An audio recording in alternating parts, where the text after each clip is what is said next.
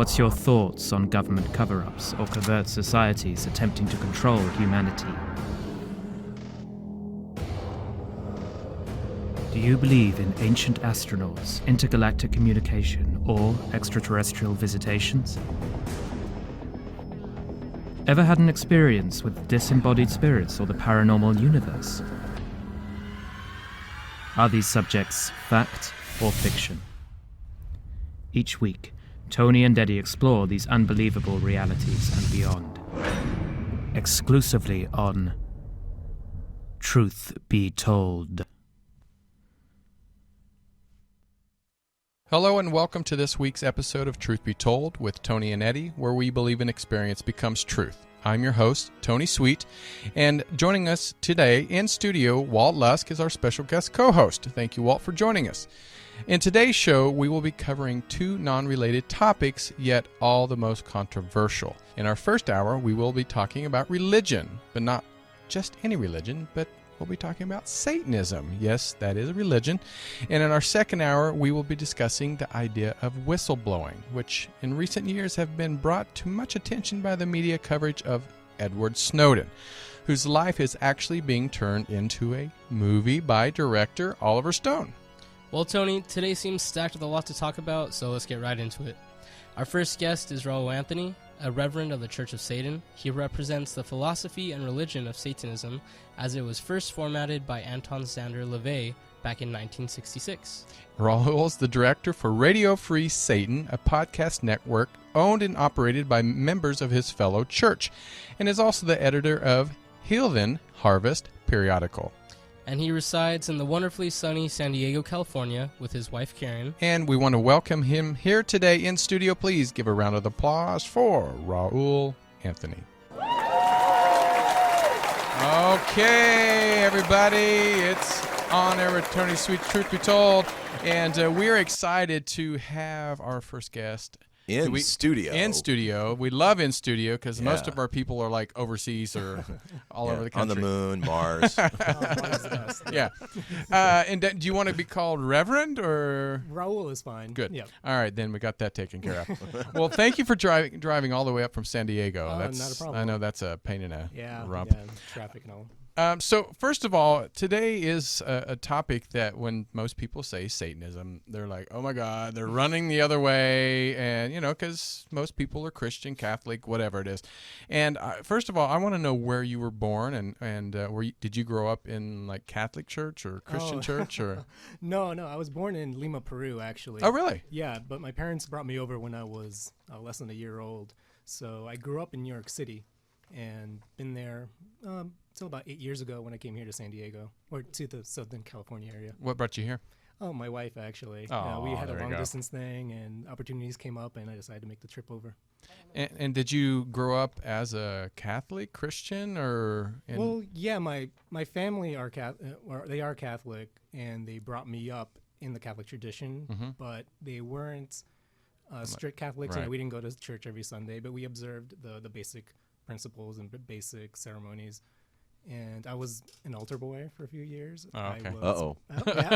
Everything was fine. It was kind of funny when I was waiting for this like story, but yeah. No, well, when I did come out as a Satanist to my parents, they said, "Well, did something happen to you while you were an altar boy?" And like, no. It's ideological, not Yeah. anything like that. Well, and when did you get introduced to Satanism? Well, I was about 16 years old. I spent a lot of time going through books on the occult and the supernatural, and I came across Anton LaVey's books, the Satanic Bible, and his other books that were released afterwards. And I always saw myself in that. Whereas in other philosophies and religions, I was able to get some things and learn from it. But with Satanism, I immediately identified myself as a Satanist. I didn't have to change the way I thought or the way I perceived the world. So it fit. Yeah, it was set. And then It fit. Yeah. Yeah. And I was considered myself a Satanist after that. Well, my thing is I grew up in the Midwest, the Bible Belt. I grew up as a Christian. I was the same way. My parents didn't make me go to church. I rarely went to church as a child. I mostly went when I left my mom and dad's home is when I went to church. But again, when I think of Satanism, or a lot of people think of Satanism, it's always dark and evil, but then I started doing shows like this and paranormal. You know, Eddie, who's usually here, he's a psychic, and we have all kinds of people that come on, voodoo, mediums, voodoo, goddess, all this astrologers. stuff. So, first of all, I want to know, going into Satanism, when you started reading about it, you said you identified with it, but what did you learn quickly that normally what people like us think is stereotypical, that you said, oh, that's not necessarily true? Well, the first thing is the idea that Satanists worship Satan or believe in Satan and just pick the evil side of the duality. Right. What you learn pretty quickly just in the Satanic Bible is that we see Satan as a symbol, and we don't believe in any kind of gods or any spirits or ghosts or any angels or demons. Ghosts is a different thing, but it is a materialistic philosophy. So it's based on a carnal, materialistic understanding of the world. And it's also recognizes a man's need for religion, that we do need symbols, mythologies, things that encapsulate ideas and traditions. So every culture has this, every culture has its religion, but we recognize that these are all mythologies and these are all fictions created by those cultures that reflect their own needs. So we see Satanism as a carnal religion, and we use the symbols at best, knowing that all mythologies are fictional. We just pick and choose what best works for us. And I think that's where a lot of people, again, the misconception is even seeing, even like I'm gonna use the gay community, because what do they see? Drag queens, men in G-strings, blah blah blah blah. Right. Well, when you see pictures of Satanists, they're in the dark gowns and the skulls, and I mean, so what can you tell us some of the symbols or what they mean, and why do they choose, or just something fun to wear? Well, a lot of the pictures you see maybe of LaVey or of other Satanists would be promo shots during public ceremonies, and those are done as theatrical. Sure, promotion. Yeah, promotion. Especially in the 60s, where LaVey first started the Church of Satan, he needed that kind of media attention, so he did those kind of things. And it worked. Yeah, and we do that from time to time, but for the most part, we just use whatever symbols best stimulate us. I mean, most commonly the pentagram, the goat of Mendes, the Baphomet. But we also use any kind of symbol from any mythologies. I know a lot of Satanists who are really into tiki culture, like I am. Really? And they'll use Polynesian symbols and mythologies and celebrate those kinds of exotic culture. And it's just about going with what best stimulates you. If Satan doesn't do it for you, you can still be a Satanist and just use any other kind of symbolism. And I know Satanists who rarely ever talk about Satan, but they identify with the philosophy. What about just in Christianity? You have your Southern Baptists, you have your Pentecostals, you have, and so some are Lutherans, but some Methodists. are very radical. Right. Satanism, I'm sure there's also those very radical. Have you ever associated with some Satanists that were like kind of overboard? I'm sure they're out there, just like Christians have went overboard a little bit. Well, I mean, there's always that no true Scotsman kind of idea, but we don't recognize those kinds of extremists as Satanists because they don't ever really follow anything that's closely resembled to Satanism. They're mostly just Christians or kind of heretical Christians. They buy into all that mythology and they just pick the devil.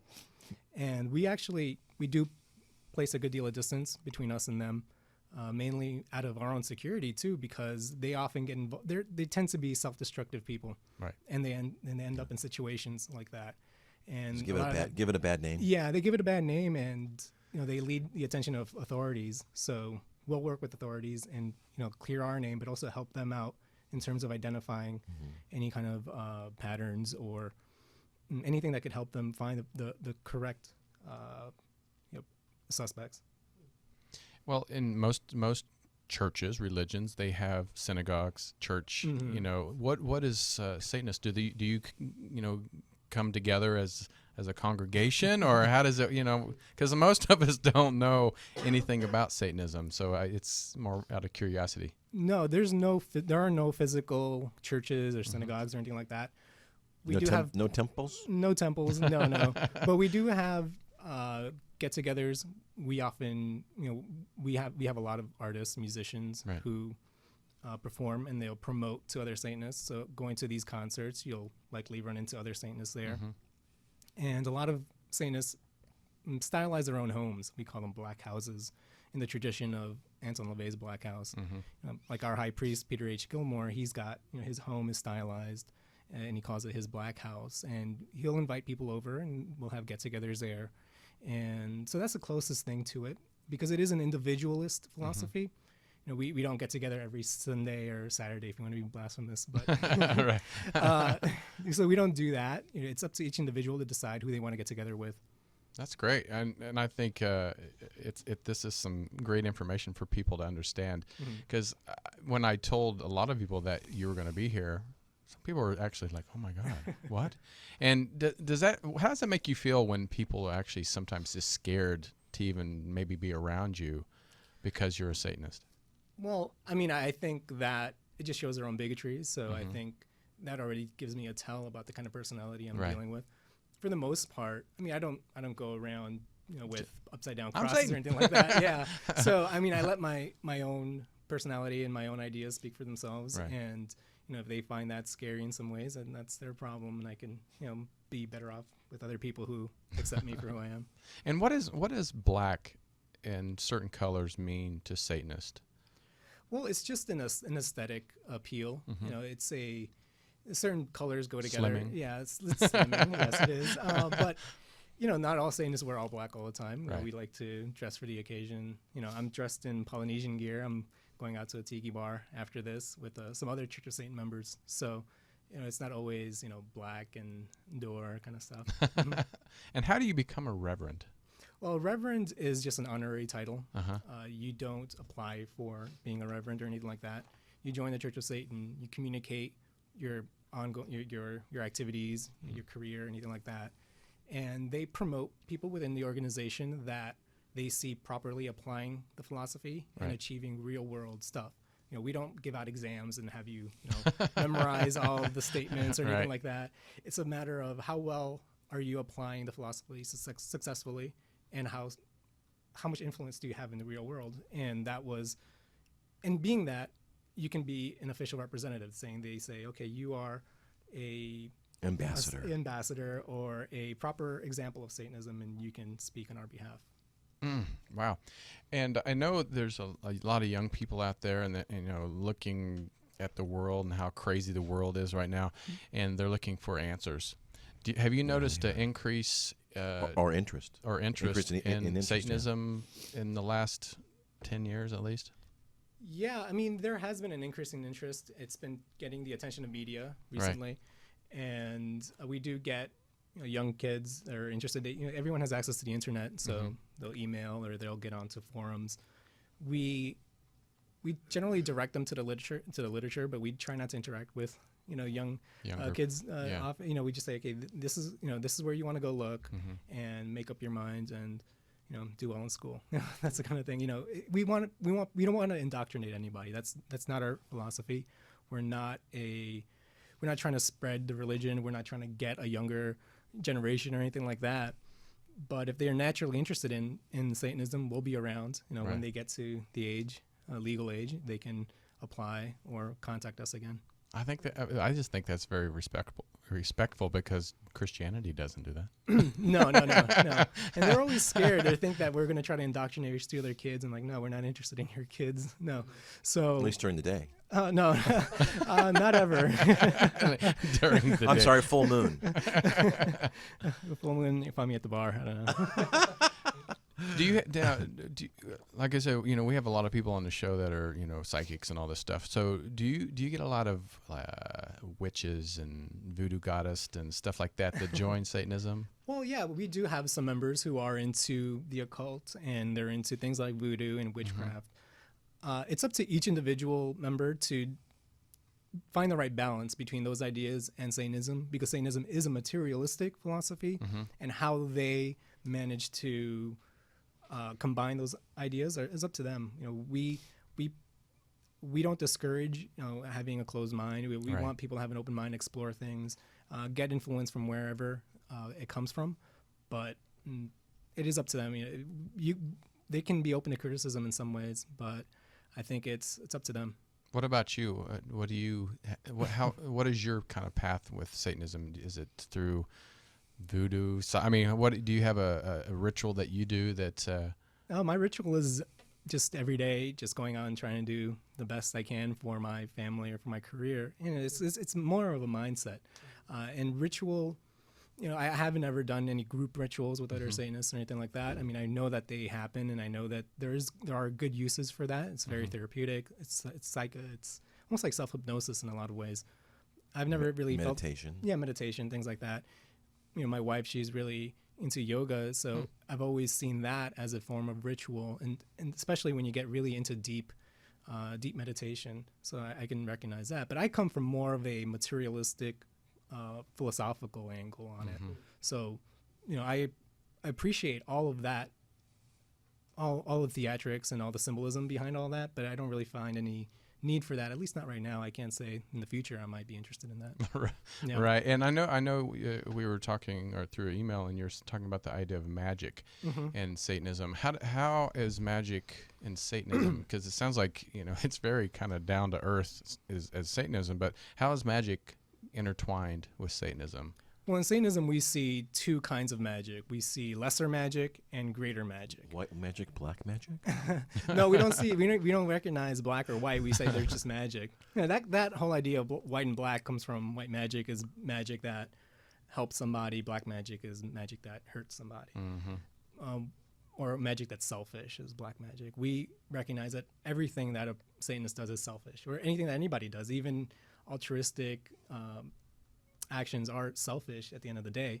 So we just do away with that. But with lesser magic, we see that as social engineering. It's the way you communicate with people, the way you interact with people. It's a matter of twisting situations toward your advantage. Greater magic is that ceremonial, ritualistic stuff. It's the theatrics. It's the the chanting and the meditation and things like that. And at a basic level, we see that as mostly therapeutic.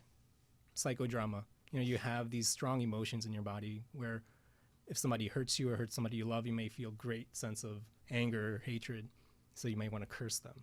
Or there's somebody you're really interested in and you're lusting after them, perform a lust ritual. Or somebody that you love is in danger or is sad, you may have compassion for them. But all these feelings taken to an extreme can be detrimental. They may cloud your judgment.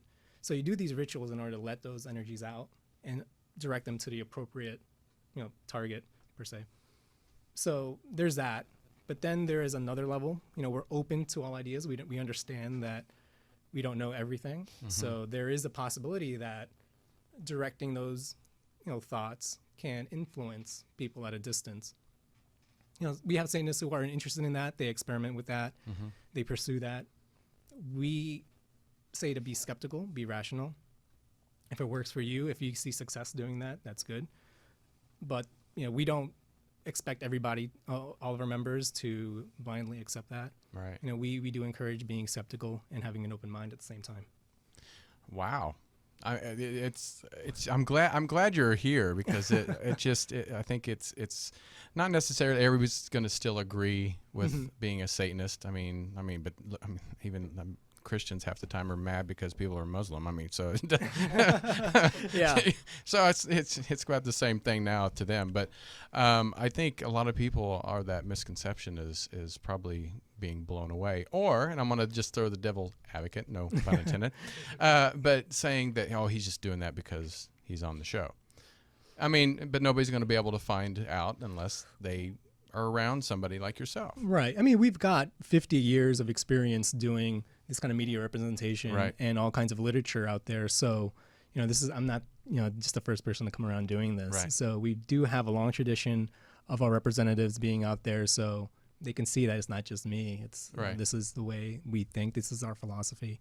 And, we'll be around for a very long time to show that. And Satanism's not new. This has been around as long as Christianity has. Right. And when the Church of Satan was Anton, he's the one that started, 1966? 66? Yeah. So from the time that you've kind of researched since, because I don't think you were even born then. No. You're pretty young.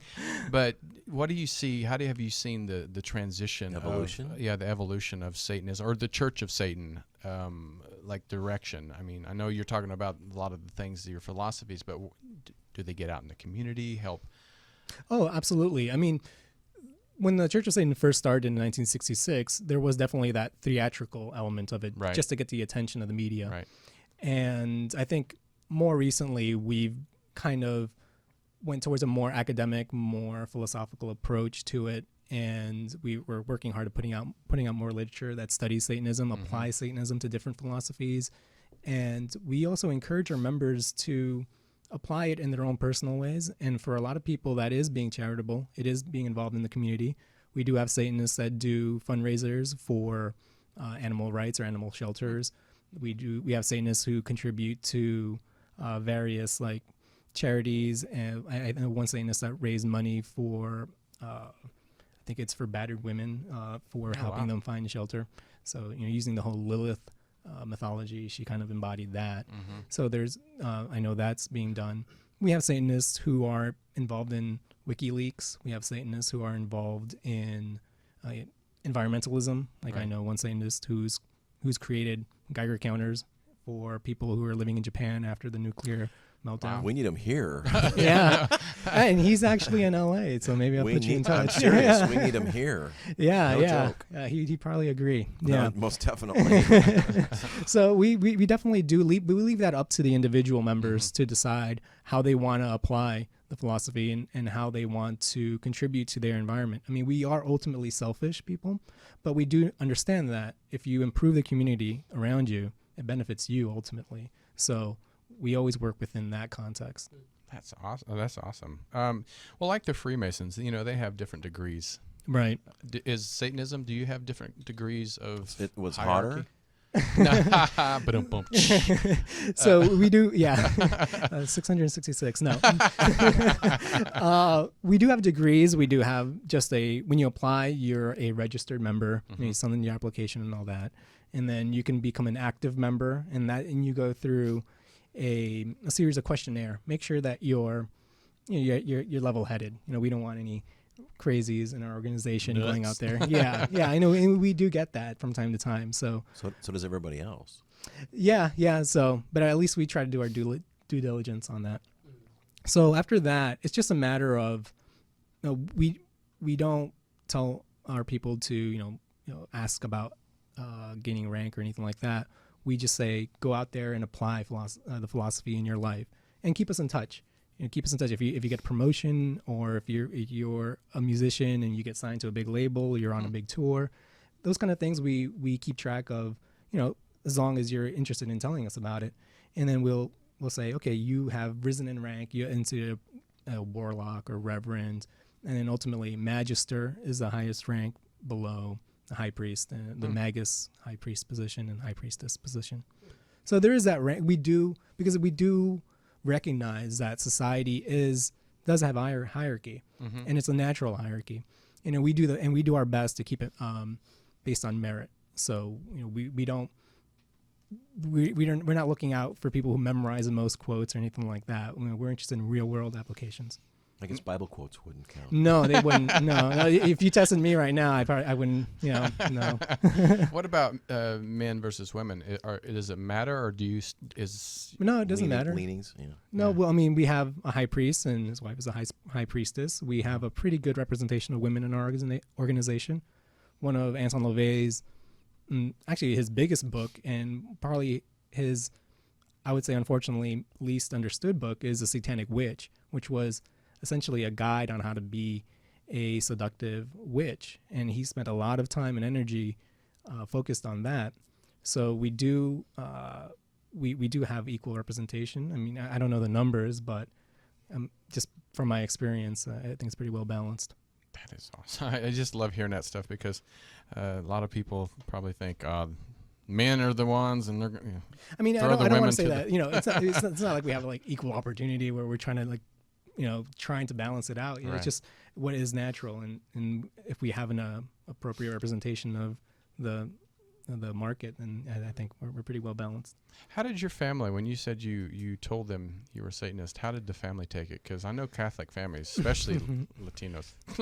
Yeah. Well, my family is pretty rational, so I think they first learned about Satanism, at least about my Satanism, when I was actually pulled aside in school. It was after the Columbine shootings. And they were looking for people dressed in black, and they spotted me, and they also spotted some other kids, and they said, well, who is your leader? And apparently they all pointed to me. So I guess I was the oldest one. I guess I had the most influence amongst kids. I don't know. So they pulled me aside, and then they called my parents saying that I was a Satanist. I think they found maybe they found a book in my book bag or something like that, or another kid's bag.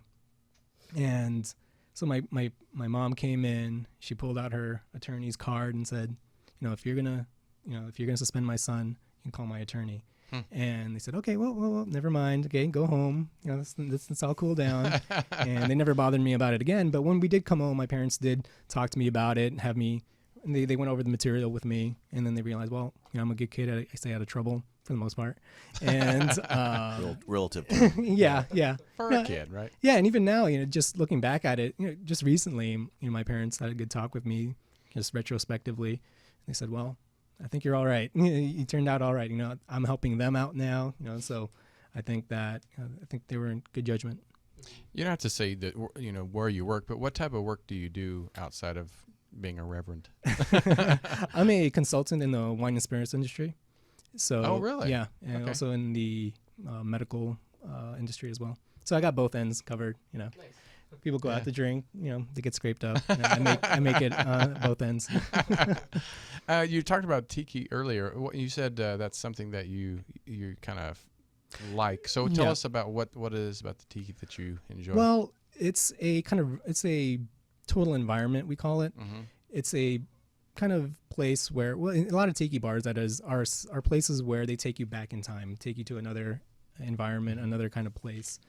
And we have an appreciation for that kind of thing, especially when it comes to retro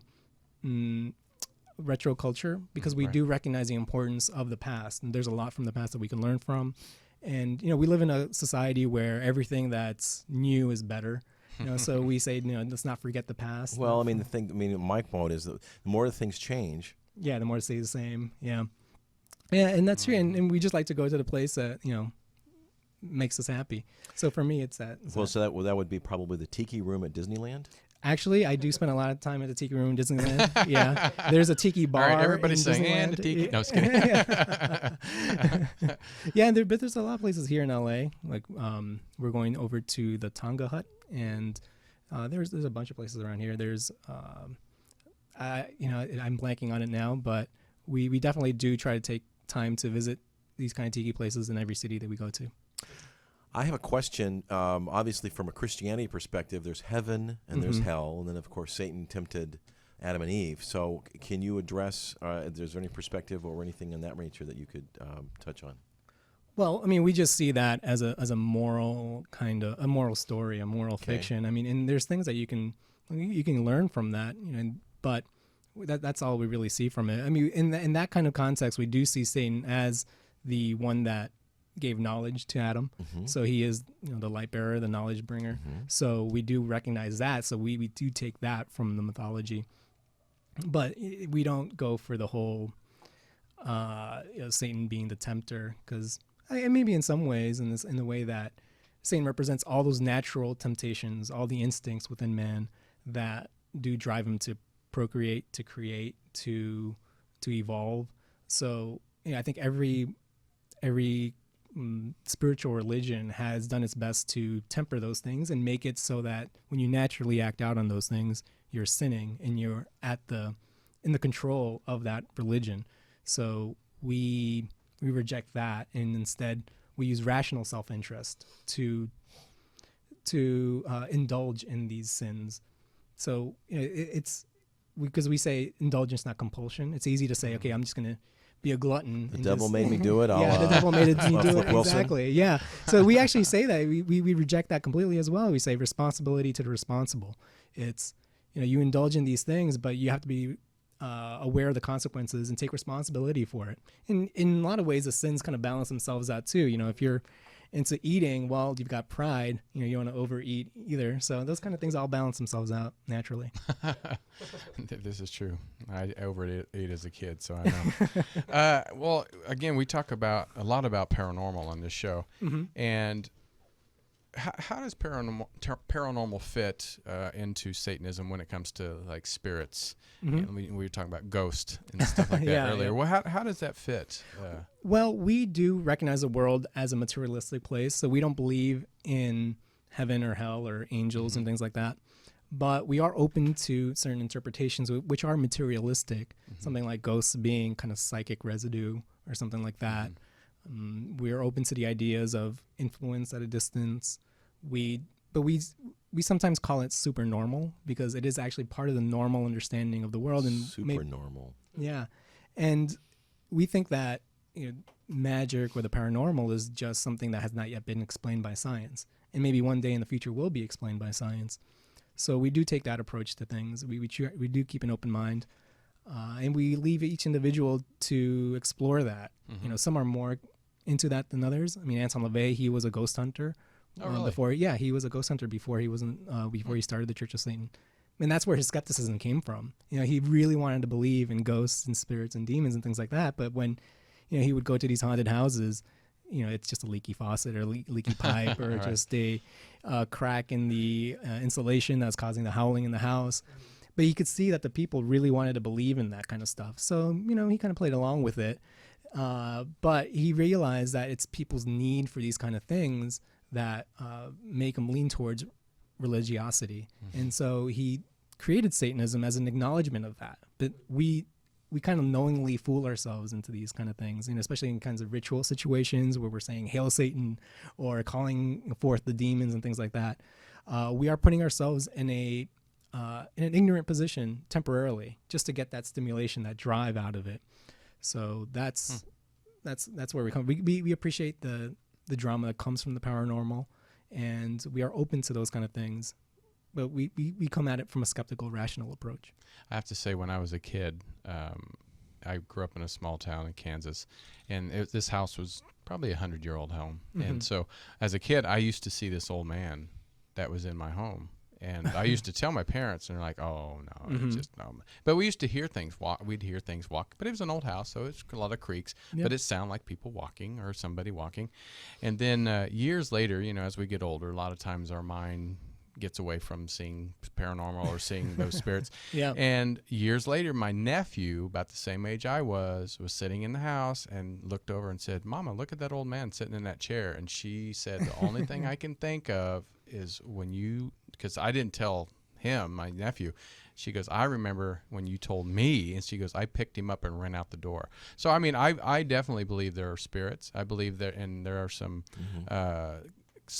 type of image left over, but I don't ever see it as a negative, evil spirit. Yeah, and that doesn't necessarily mean that there is like a spirit, maybe like I said, psychic residue, something like that. And I do believe that there is something to people believing in something strong enough that it almost makes it real, at least subjectively, to those people. Right. And my family has shared stories with me, where I think my dad had an experience where, he was going somewhere to see somebody, to see some friends, and he saw a vision of his father telling him, "Don't go, don't go." He turned around and went home, and it turned out they all got into a big fight and people got hurt, and he avoided that whole situation. Wow. Yeah. That stuff, we deal on a daily basis here. Yes, we do. And for the people out there listening, I have to say that just because somebody, wears the materialistic, the helmets, the skulls and stuff. Growing up in Kansas also, my grandfather was part of the Odd Fellows. Okay, yeah. The IOOFs. And so after my dad had bought the building that they had their lodge in, and all the remaining costumes were left over, I have to say some of those costumes were very scary. I mean, it was dark. There were skulls. They had a coffin with a skeleton in it. Not real, but it was ritual. So rituals have been going on for thousands of years. And so it's just because somebody wears a costume, it doesn't mean that they're negative or they're not or they're evil. Right. When you do rituals, I know you said you haven't done a lot, but you said like hail Satan or whatever. When does this happen? Is this like once a year, like a festival or something that people get together for Halloween? Is Halloween significant? Halloween is important. Yeah. Tell us about. Is it like Christmas for Christians? Well, Halloween is just important in terms of it being just a fun, day to dress up. Yeah. But for us, we see the most important day of the calendar being our birthdays. So we do see ourselves as our own gods, and so obviously the day of our birth is the most important day of the year. But we also celebrate Walpurgisnacht, April 30th. Mm-hmm. So we also celebrate the solstices and the equinoxes. So we do have ceremonies for funerals, for marriages. I had a satanic wedding. So what's included in that? What do you do? What's the difference? Well, it's a more secular ceremony, and you're celebrating the union of two goals and two people going on the same path together. Mm-hmm. And so it's different in the way that we're not getting married under God, but we're getting married under our own rational interest and shared beliefs. So it's and you can customize these ceremonies for your own preferences. I mean, we've got family there, so we didn't go around saying "Hail Satan," but we kind of put things in there that people who are in the know, they got the the wink and the nod, yeah. But everybody enjoyed it too. I've got really good compliments on it, so it was a good time. But in general, we do have some events, but we don't, like I said, congregate on a regular basis. And we did have the 666 event on June 6, 2006. That was here at the Center of Inquiry. We did that. We had a big satanic mass for that. We recently had a big ceremony and conclave event recently, this past Walpurgisnacht, mm-hmm. for celebrating the entering of the 50th year of our organization. So we had to get together for that. And there's some to celebrate personal accomplishments. We have members that, get their PhDs, or they get big promotions, and they'll get together with other Satanists in their area, and they may have something going on. That's up to them, really. Now, each event, I'm sure, is different on what you do and what you celebrate. So, for like the 666, what? Just give us an example of what goes on. If maybe it's a secret thing. I don't know, but it's not necessarily a secret thing, but we do keep it to ourselves. The 666 event was more just to dispel fear, and the ignorance and bigotry, because that was, everyone was afraid at the time of the date. It was going to be the end of the world or something, the second coming or the Antichrist or something like that. So it was actually more of a mockery of that kind of thing. So we modified some ceremonies to do that, to focus on that. But there was also some personal things involved that's up to those people who were there to divulge. But in terms of, say, it's almost always a celebration of life, though. That's a common element. It's a celebration mm-hmm. of life.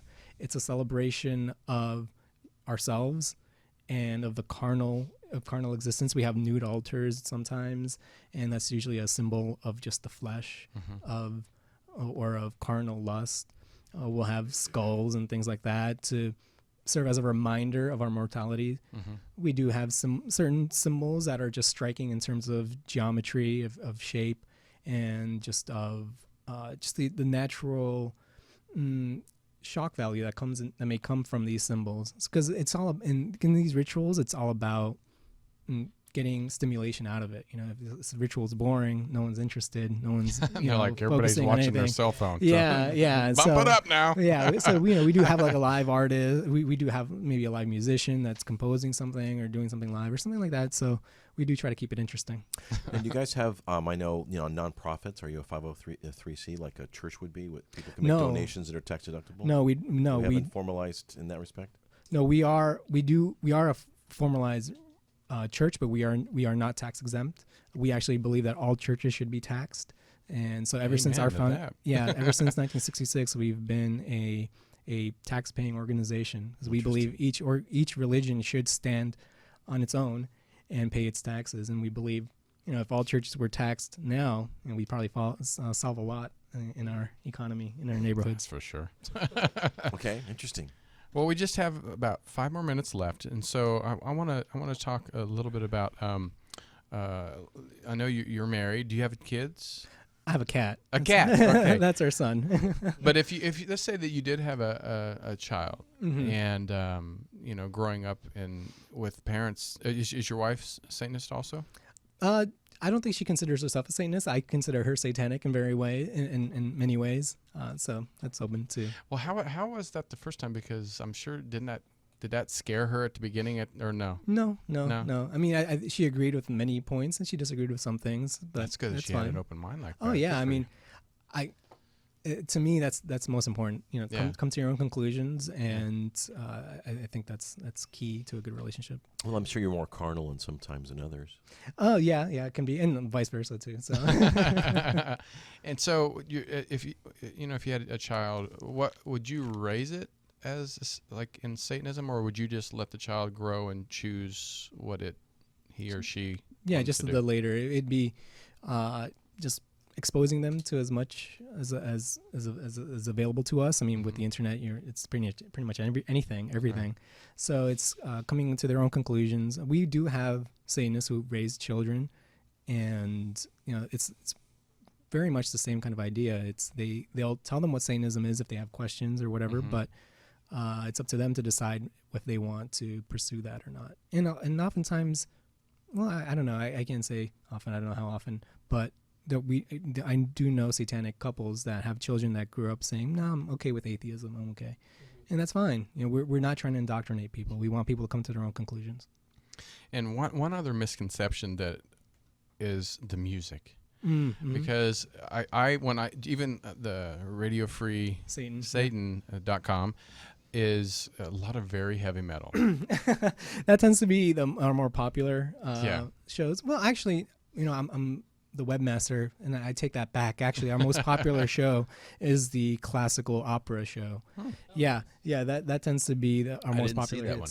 Yeah, Vox Satanic. Yeah, that's our opera classical music show, and that gets the most hits. But the metal crowd tends to be most vocal too, so that's definitely there. We do have I think 2 metal shows. We have a goth punk show. We have an 80s new wave show. We have this classical show. We have a comedy show and a horror movie commentary show. So we do run the full spectrum. And Satanists in general, they run the full spectrum as well. If you look at our news feed, I'm trying to think. I don't remember any recent metal events that were announced, but I do know there was a punk event. There was a memoriam for a classical music composer. There are some kind of rockabilly events and psychobilly events. So we do run the spectrum there. And you can hear that at radiofreesatan.com. Yes. And is it all podcast, or is there anything live? It's all podcasts. Yeah. And we may do some live events in the future, but right now it's just all streaming and downloading. Do you know any offhand, maybe some famous celebrity Satanists that you might be able to throw out there? That's at least verbally said they were. We don't want to out it. Yeah, that's I think that's the key, is that we want people to come to Satanism on their own conclusions. We don't want to promote members who may be famous in order to garner that kind of attention. But we have had famous celebrities such as Sammy Davis Jr. of the Rat Pack. Yeah, Jane Mansfield. She was a Satanist. I heard about that. Yeah. And there are several others that in the metal community. There's King Diamond. He's a pretty famous metal guy. And Marilyn Manson was someone involved with Satanism at one time, but he kind of dwindled away. That makes sense with his music. He was close with LaVey. So, he met him and he was inspired by him, but he kind of grew out of that kind of stuff. And so we do have members of the organization who have been on HBO, who have been on award-winning movies and documentaries, but we don't. We leave it up to them if they want to talk about it, and they have talked about it. It really doesn't take too much. You'll notice it in several interviews when they say, "Oh, this guy sounds like he's on the level," but we leave it up to them to come out with it. Right. And as in Christianity, when someone dies, we go to church. The minister says their piece, and we all, go to the cemetery and bury. What's the ritual for people that are Satanists? Well, we do have a funeral ceremony that's in the Satanic Scriptures, the book by High Priest Peter H. Gilmore, and that's an appreciation of life. It's a bookend to their existence. So that's the focus of it. It's celebrating their life and celebrating the influence that they have on other people, because that's the only afterlife that we recognize, is the influence you have on others and the stories that you leave behind. Right. So that's the focus of our funerary, right? Well, honestly, this is very fascinating, and I'm so happy that you joined us today, because it really did break a lot of stereotypes, and I don't know if I'd come to a 666 ritual, but hey, you never know. I might You're join invited, you. All for right, sure, I might do that. We'll go have a Mai Tai. Yeah, there we go. Yeah, you know what? Yeah, that's more up my alley. Yeah. There we go. Well, again, people can go to radiofreesatan.com and check out podcasts, but also on Twitter, it's Radio Free Satan also. Yeah, you can use that. And Facebook also. Yes. Mm-hmm. Is there any other places people can check it out? Is it churchofsatan.com? Churchofsatan.com is the homepage for the Church of Satan. We have a bunch of essays, articles there. We have an FAQ. We post news updates, concerts that we're at. If people say that, well, what does the Church of Satan do? Just look at our news feed. We've got concerts going on all the time with our musicians, and you'll likely run into one of us in there. Sounds like music and art is very much a part music, of the art, books. Yeah. Mm-hmm. Well, thank you so much, Reverend Raul. Thank you. All right, well, we want to take a quick break, and we don't want you going anywhere. We have to talk about whistleblowing. Yes, it's the big thing in America right now. So don't go anywhere. Truth Be Told with Tony Sweet and Walt Lusk. And we'll be right back. Stay tuned.